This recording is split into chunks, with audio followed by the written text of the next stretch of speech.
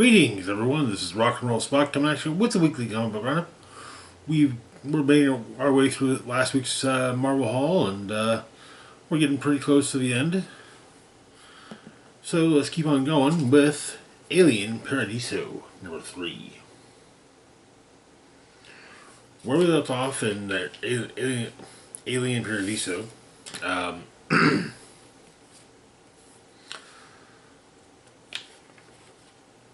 the xenomorphs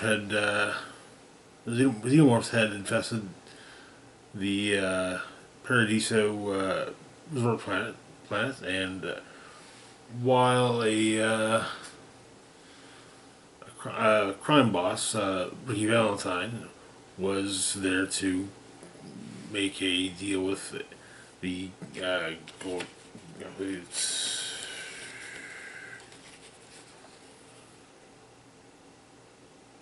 the Arrow Gold cartel. However, two undercover colonial marshals were there as well to potentially make an arrest.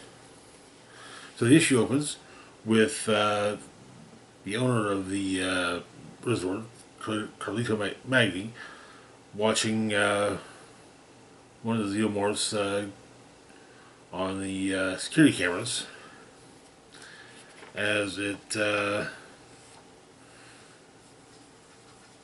ends up killing one of the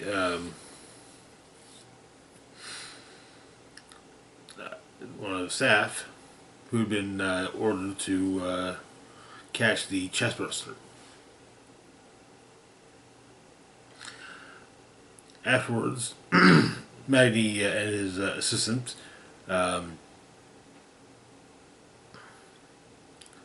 leave the his control tower, as he puts the ivory tower, and Maggie intends to at least get off the island that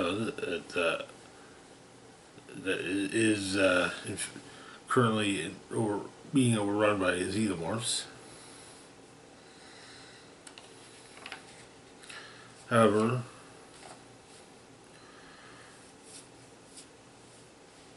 Maggie's assistant, a synthetic, is destroyed, and Maggie is ambushed by multiple xenomorphs.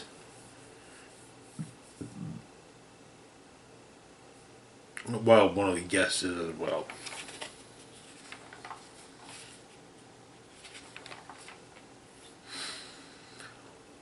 With our Ricky Valentine and our marshals, Valentine is planning to kill them, and figures that they're responsible for what's going on. But the marshals explain they're just as surprised as he was. Also,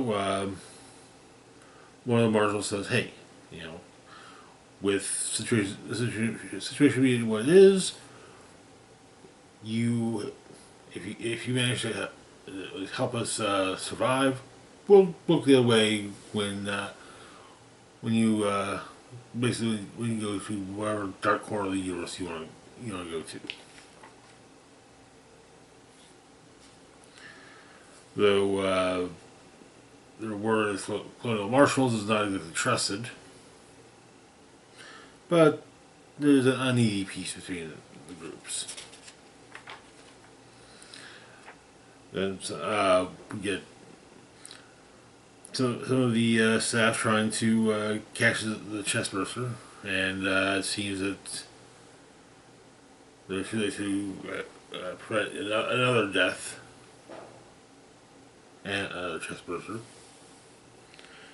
And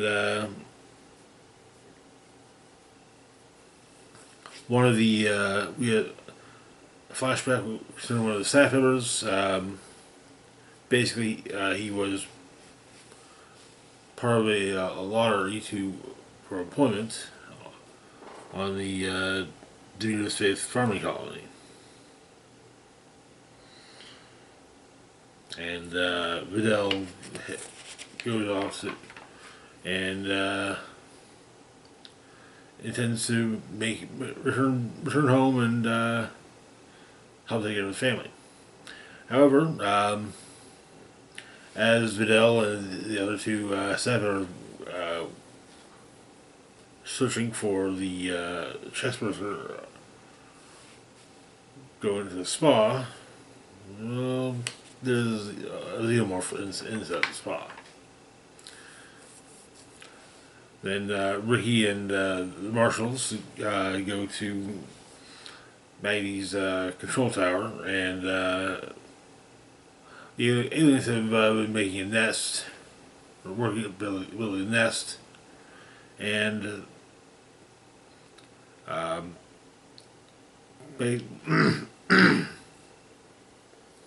Maggie's dead body is discovered just as three xenomorphs attack the group. And the issue ends with the marshals separated, one being with Valentine's enforcer Sua, who's the daughter of Kane from Alien, and the other being on the other side of it, face to face with two xenomorphs, while Valentine is admittedly wisely not letting her into the building, and that is where the issue ends. Okay, I'm like this. I'm thinking how the fact that we're getting background information on some of the characters. It does help to. It does help with the story. Moving on though to our last for the moment, we've got Aliens versus Avengers number 3.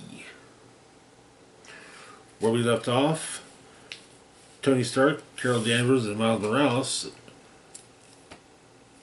as well as the survivors that they could carry, evacuated Earth.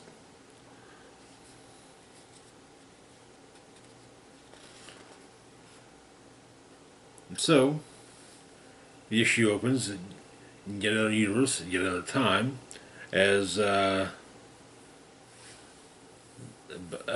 group of Davids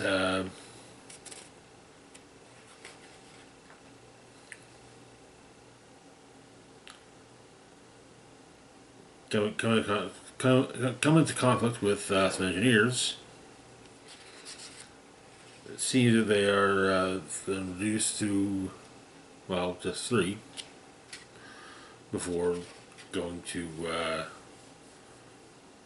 this particular universe. And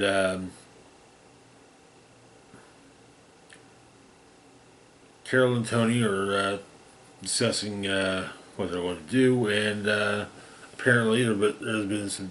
The ship was damaged during takeoff, and so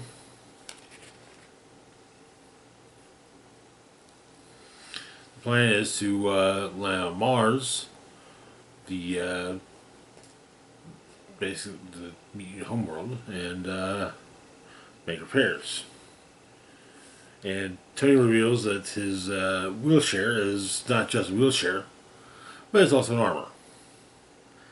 However, on Bar Sinister at on Araco, the Sinister clones are studying the at least a facehugger, considering it to be perfection. One might call it a perfect organism.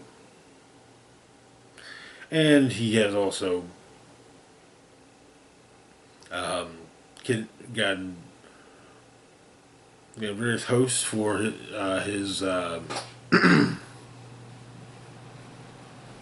an additional army of xenomorphs. But as the Avengers show up, Carol points out that it's it's a ghost town. They find Sinister, and Spider-Man asks where everyone is. Apparently,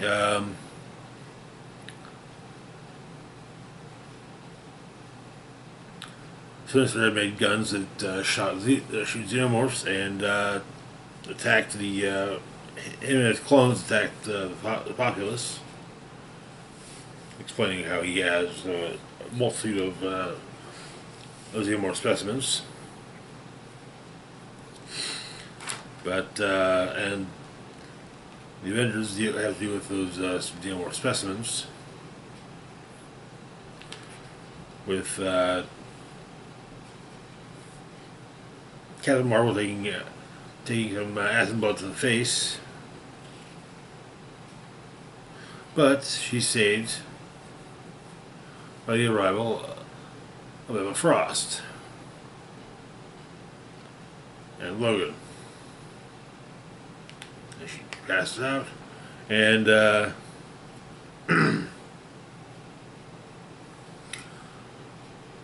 Logan tells her what happened on Araco. And Armor pointing out that, stating that apparently Sinister was able to save off the xenomorphs by the fact that he has an embryo going inside him, but it seems that he's tinkered with his gestation period so that it'll just keep on growing. Basically considered to be a host, but not being an actual host.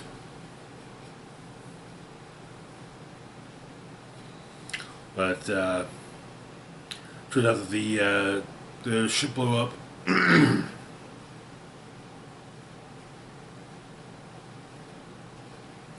But Carol needs to make sure about that Tony and Miles are all right. And she makes a convincing argument to Logan, and so they're going to look for them. So they're taking portals by Manifold,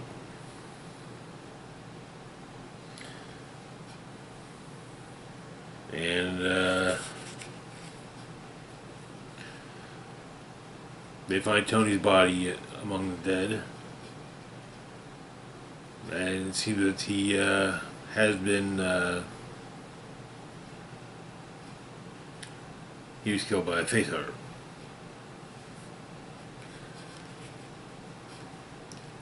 And the issue ends with a sign of hope. 2 Wakandan space cruisers coming into Araco orbit. Hopefully it might do something to turn the tide. But we'll see. Interesting. I feel like there's somewhat of a missed opportunity to have basically mutant xenomorphs, but it's not. It still feels like a missed opportunity, and well, I'm sure though that Hickman has reasons. But anyways, that's it for now. As always, feel free to like, share, and subscribe. Links to my Facebook, Blue Sky, Instagram, Mastodon, Twitter, Patreon, PayPal can be found in the description box down below. This is Rock and Roll Fox signing off saying, live long and rock hard.